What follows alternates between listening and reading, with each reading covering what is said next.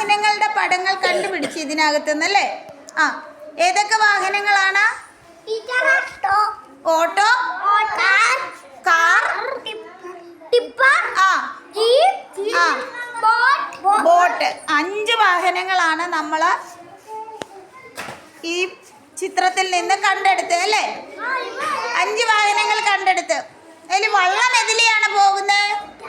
വള്ളം വെള്ളത്തിലൂടെ പോകുന്ന വാഹനമാണ് ബോട്ട് അല്ലെ വള്ളം. കണ്ടോ?